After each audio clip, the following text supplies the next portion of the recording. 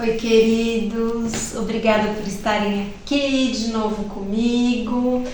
E quem sentir já vai colocando aí um joinha, um like e se inscreve no canal, ativa o sininho, tá bom? Que aí o YouTube entende que é alguma coisa importante que a gente está trazendo aqui e entrega para mais pessoas. Hoje eu queria falar com vocês sobre naturalizar o morrer. Tava pensando sobre isso enquanto eu trocava a fralda da minha mãe e aí eu berrava para a filha mais velha: ai, tira a sopa da vovó da geladeira, coloca um pouquinho de água, bate no liquidificador, traz para a mamãe, e pedia para outra: pega o lixo. E aquela movimentação toda, né? E eu comecei a me lembrar que no começo, logo que minha mãe ficou acamada, elas vinham, mas não chegavam muito perto, achavam tudo meio estranho, né? Ficavam meio, talvez com receio, não sei. E depois foi se tornando uma coisa natural, ver a avó naquele estado, ir acompanhando, né? E elas têm se preparado junto comigo para esse morrer. Então eu fico pensando assim que tem muito a ver com tudo é assim, não é? Com a educação dos filhos, como a gente está lidando internamente com aquilo, a gente vai passando para eles também, né? E isso é com qualquer assunto, né? Como eu lido com a minha sexualidade, vai interferir na sexualidade dos meus filhos, como eu lido com a vida ou qualquer outra questão. E assim como a gente precisa naturalizar o nascimento, né, que virou um ato cirúrgico, né, a cesárea, o Brasil é um dos países que mais faz cesárea no mundo, e enfim, isso é um outro capítulo, né, mas a gente sabe que não é a melhor forma para se vir ao mundo, né. É diferente de um parto normal, um parto natural, né? A cesárea a gente corta 7 camadas, né, do útero e dos tecidos, né, da mulher, e enfim. E o parto é um ato fisiológico, né, como você defecar, aliás, é bem parecido, né. E por que eu tô falando disso? Porque pra mim nascer e morrer são a mesma coisa, né? As duas faces. Então, do mesmo jeito que a gente luta, tem todo o movimento do parto humanizado pra gente trazer de novo, né, essa nova realidade aí, aproveitando todo o conhecimento que a gente tem da nossa ancestralidade, das parteiras tradicionais, agora aproveitando também os recursos de mais amorosidade, do pai estar presente, enfim, um dia a gente pode aprofundar nisso. Da mesma forma, a gente também precisa de um morrer digno, né? Eu acho que é a mesma coisa. E a morte, ela traz pra gente essa questão do presente também. Hoje a gente tem aqui a participação especial dos quadros da Isis, e esse aqui ela fez pra mim, olha que interessante, né? Num momento bem difícil, bem delicado, e ela trouxe aqui, ó, talvez seja eu aqui, dentro de uma ampulheta do tempo, e tem calendário de tudo quanto é jeito, ó, calendário trazendo o hoje, now, agora, no despertador digital, o relógio Cuco também tá batendo aqui as horas, e esse outro relógio, que é um que a gente tinha em casa também, né, tá trazendo agora, mãe, vem pro presente. Era um momento em que eu tava vivendo um período bastante depressivo, e a depressão, vocês sabem que tem a ver com a gente estar no passado, né, remoendo as coisas passadas, e a gente está lá atrás. Quando a gente entra em ansiedade, a gente está vivendo o futuro, ou seja, a gente nunca está no presente, né? Então eu gosto muito desse quadro, que ele me lembra para estar aqui agora. E eu acho que quando a gente está convivendo com alguém que está morrendo, isso fica também muito vivo em nós, né? Porque é isso. O que eu estou fazendo da minha vida hoje? É sobre isso. Como eu vivo? A cada minuto, a cada inspiração. Eu faço um trabalho que eu amo. Eu convivo com pessoas que me enriquecem, que me fazem crescer. Eu lido com o dinheiro de uma forma saudável, que me traz benefícios, que também traz benefícios para o planeta, para a minha comunidade. Ou eu estou fazendo, né, um uso super objetal. Como é que eu convivo com a minha casa? É um lugar gostoso, quentinho, que me revitaliza? É sobre tudo isso.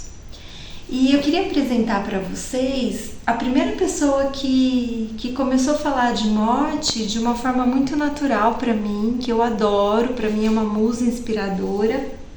Nem sei direito como é que ela chegou na minha vida, mas que é a Elizabeth Kubler-Ross. Vocês já devem ter ouvido falar. Todos os livros que eu li dela até hoje eu achei sensacionais, incríveis. Esse aqui eu queria ler um pedacinho para vocês daqui a pouco. Morte, o estágio final da evolução. Olha que linda essa imagem, né? A morte como um portal. Esse aqui eu acabei de ganhar, ó, tá até embaladinho, olha que delícia. Até com plastiquinho aqui. Ganhei do meu amigo Marcelo, dono de sebo. E ele trouxe para mim agora sobre a morte e o morrer. E aqui conta, né, que a Elizabeth Kubler-Ross, ela nasceu em 1926 na Suíça e ela desafiou a família dela para seguir o seu desejo, que era ser médica. Olha que coisa, né, que linda. Saiu de casa com 16 anos e foi servir como voluntária na Segunda Guerra Mundial. Ela trabalhou para a Cruz Vermelha. E incrível, né? Imagina a experiência dela. Que pessoa que veio ser contribuição pra gente. E aí ela foi uma das pioneiras mesmo a estar falando sobre morte como algo muito, muito enriquecido, muito positivo. E aí aqui, ó, eu adorei esse também dela, A Roda da Vida. É maravilhoso. Esse é autobiográfico. Ela conta sobre a vida dela, as experiências. E eu não sei se esse foi o último livro que ela escreveu, de que ano que ele é, porque ela faleceu agora, acho que em 2004. E esse aqui, ela deve ter escrito até mais, talvez. Mas aqui ela já estava acamada, para o Brasil ele chegou em 98. E foi um livro que me marcou muito também, porque ela foi uma pessoa que ajudou todo mundo a morrer, né? Ela foi uma doula da morte, assim como Maria Madalena também, né? E a vida inteira ela viu as pessoas morrendo, ajudou a fazer essa passagem, ritualizou isso. E quando chegou a vez dela, ela talvez pensasse que ia ser rapidinho, ela fala nesse livro, e no fim, assim, ela estava dependendo de muitas pessoas, devia ser uma pessoa hiper independente, autônoma, então é isso, né? Cada um tem a sua biografia e a gente nunca sabe como vai ser esse momento nosso, como é que vai ser a nossa morte. Ela dizia assim, eu tô tão ansiosa pelo momento da minha formatura, que para ela era isso, ela ia ser graduada, ela ia ter cumprido um propósito aqui e ia passar de nível. Só que não foi do jeito que ela esperava, né? Porque, como a gente já falou em outros vídeos, a gente não tem controle sobre nada nessa vida e muito menos sobre a nossa morte. Mas olha que linda capa, né? Uma borboleta para lembrar que a morte é isso, é transmutação. É a gente sair do nosso casulo corpo e poder voar mais leve.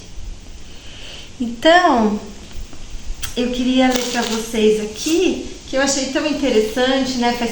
Faz anos que eu li esse livro aqui, mas eu tava folheando ele e achei uns pedaços aqui sobre a gente preparar a nossa morte. Você consegue conversar com a sua família e dizer o que eu gostaria?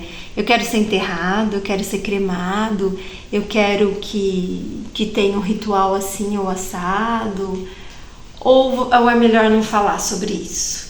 E aí quando acontece, dá aquele bah e ninguém nem sabe nada, né?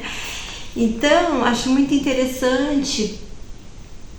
Eu tava lembrando de uma amiga, a Vanessa, não sei se ela vai ver esse vídeo, musicista, que ela contou que ela já tinha deixado uma carta escrita que quando ela morrer ela quer ser cremada e ela paga o plano funerário dela, né? Tá lá a cartinha junto já com o pessoal do plano para eles saberem.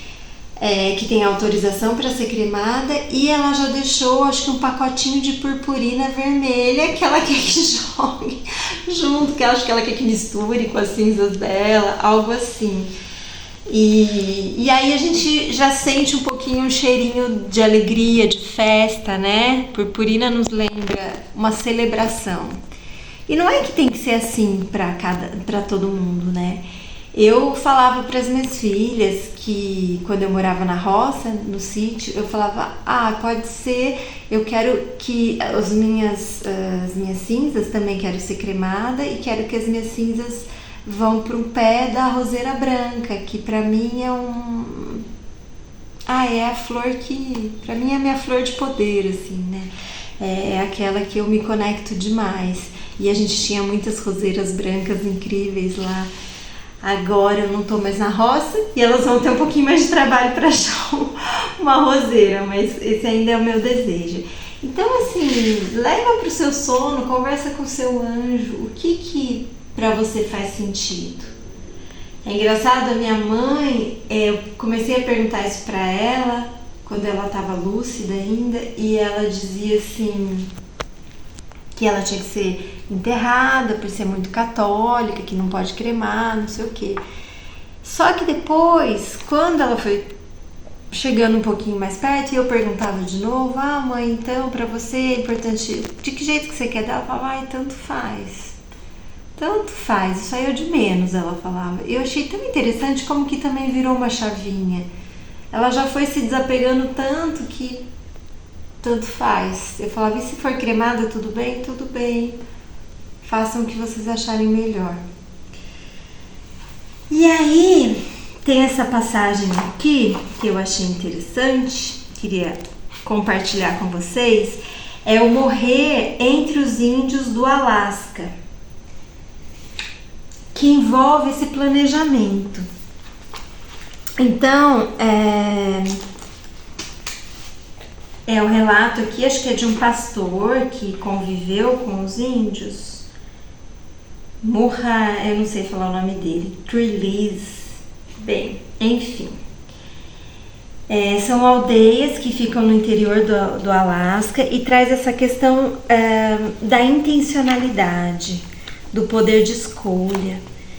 E aí ele está contando, vou ler para vocês, tá? O caso mais dramático de marcação do tempo, a gente falou de tempo agora, né? E de planejamento foi sem dúvida a morte da velha Sarah. Cerca de 2 semanas antes da sua morte, recebi dela uma comunicação pelo rádio, chamando-me ao Arctic Village em determinado dia. Nada parecido com isso já acontecera, mas eu posso lembrar que na hora ele pensa assim, nossa, ela tá intencionando morrer nesse dia, porque ela nunca ligava para ele e aí o chamou. Então, ele fez tudo o que ela pediu, reuniu 3 pessoas da sua família e eles voaram até essa vilazinha, né, no interior do Alasca, no dia que ela pediu. Eu estava certo a respeito das suas intenções, porém errado quanto à data. Ela tinha um filho em outra aldeia e quis que eu fosse lá e o trouxesse também para Arctic Village. Deu-me tempo suficiente para trazer até a última pessoa. Quantas vezes a gente vê isso, não é mesmo? Eu lembro da minha avó paterna, que a gente morava longe da casa dela e ela ficou esperando até o meu pai chegar. Ele era o único filho homem, era um casal, tinha a minha tia e o meu pai. E a minha tia morava com a minha avó. Então a minha avó esperou até o meu pai chegar de viagem e ele entrou no quarto, acho que foi no hospital que ela faleceu, e ele pegou na mão dela, ela olhou nos olhos dele e partiu. É lindo, né? Então ele conseguiu reunir todo mundo que a velha Sara quis, e na manhã seguinte era muita gente, conforme o desejo da poderosa matriarca da família e da comunidade. Na manhã seguinte, ela orou por todos os membros da sua família. Imagina isso, gente, alguém que está partindo reúne toda a sua comunidade e ainda ora por eles, abençoa aqueles que ficam. É muito especial. Ao meio-dia tivemos uma grande celebração da Eucaristia em sua cabana, completa com todos os hinos e orações. A velha Sara viveu intensamente cada minuto. Juntou-se às preces e cânticos e estava radiante durante a cerimônia. Depois, todos saímos às 6 da tarde. Ela morreu. Todos saímos e às 6 da tarde ela morreu. Nos 2 dias seguintes, todo o aldeamento se ocupou com o funeral. Algumas mulheres prepararam o corpo e limparam completamente a cabana, enquanto outras cozinharam enormes quantidades de comida, muita da qual Sara havia comprado para a ocasião, para os trabalhadores. Igual quando a gente vai ter um parto domiciliar e a gente compra as comidinhas preferidas da parteira, da médica neonatal, da doula. Aqui também ela pensou em quem ia estar lá e preparou tudo com muito carinho. A casa da missão virou uma carpintaria para fazer o caixão, e equipes de homens se revezavam escavando e trabalhando com as pás para fazerem um túmulo no solo gelado. Eles estão no Alasca. Toda a aldeia se comprimiu na igreja para o serviço fúnebre e acompanhou o caixão ao cemitério, cantando hinos enquanto enchiam o túmulo com terra e colocando sobre a tumba flores de papel crepom antes da bênção final. Depois houve uma grande festa para toda a aldeia. A cerimônia de sepultamento era similar a essa em todas as aldeias, mas nunca antes e nem depois desta eu tinha visto ser assim, planejada e tão partilhada pelo que morreu. A morte da velha Sara foi um presente inestimável para todos nós. Lindo, né? Muito lindo. Ai, e que possa ser assim, que possa ser tudo um presente, a vida um presente, a morte um presente. A gente perdeu um pouco isso de ritualizar a nossa vida, e cada vez que a gente faz um ritual, assim como um casamento, quando ele é verdadeiro, ele não é aquele de conveniência, ele serve para toda a comunidade. Todo mundo que está participando e estiver dentro de uma cerimônia de casamento verdadeira vai olhar para o seu próprio relacionamento e vai revisitar isso. E vai trazer aquele frescor daqueles que estão lá acreditando, renovando seus votos, fazendo seus votos, vai trazer também para si e para a sua vida. É isso que os ritos fazem, eles revitalizam a comunidade. Então, quem sabe a nossa morte pode ser um presente, um ritual para aqueles que ficam. É isso que eu desejo. Que essa terra possa ser cada vez mais embelezada, que a gente possa ter consciência de tudo que a gente faz, de cada passo, e assim também a gente possa preparar a nossa morte com mais consciência. Ficamos por aqui, um beijo grande E obrigada por estarem junto aqui nesse abraço gostoso, partilhando comigo tudo isso, me ouvindo. Gratidão. E essa é a minha mãe, Maria Aquilina, filha de Elisa, pintada pelo olhar artístico da sua neta Isis.